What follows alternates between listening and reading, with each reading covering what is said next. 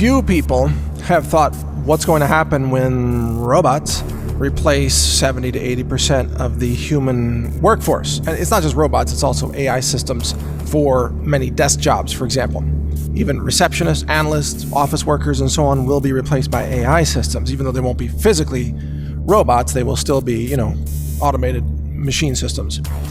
So what happens when all these jobs get replaced?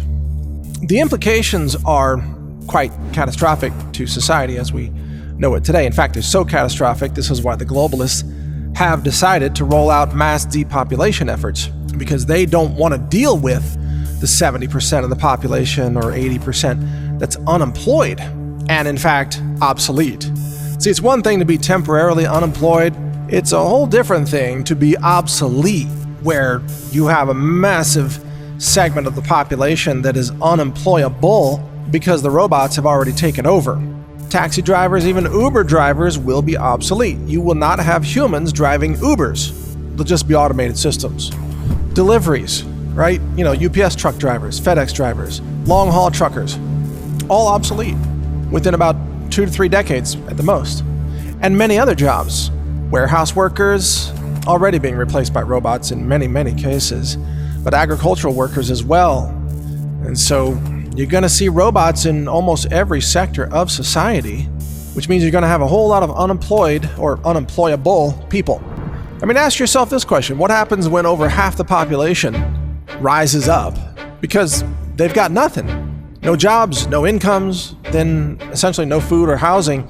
You now have a national emergency on your hands.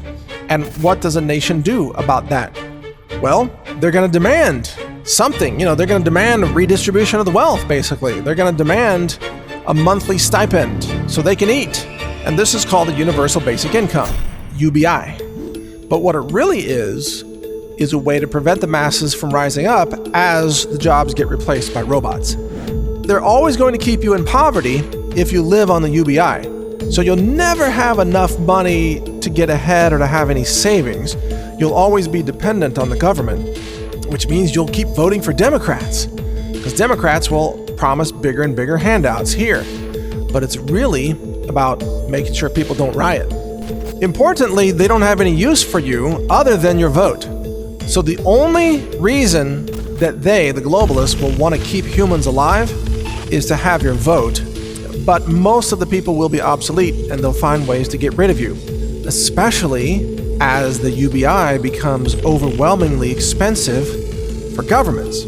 Can the US government print up or borrow from the Fed $3 trillion a year and hand it out to people? Yeah, they could. But it would dilute, of course, the money supply, and it would cause price inflation. Everything would get more and more expensive because you have more dollars chasing a limited supply of goods and services, right? Classic economics. So then you've got a population of people being given free money, but then complaining, well, everything's so expensive. A loaf of bread is $10. A gallon of gasoline is $20. So the government has to keep giving them more and more money to prevent the uprisings. And this is how Democrats will stay in power. It's a crazy system.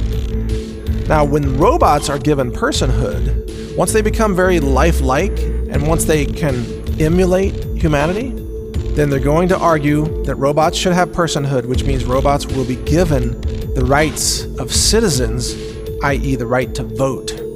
When that happens, the globalists have no more need for humans at all. So don't be surprised when that happens. For them, it's a money-saving effort. They don't need you. They don't want you. They don't need humanity much longer.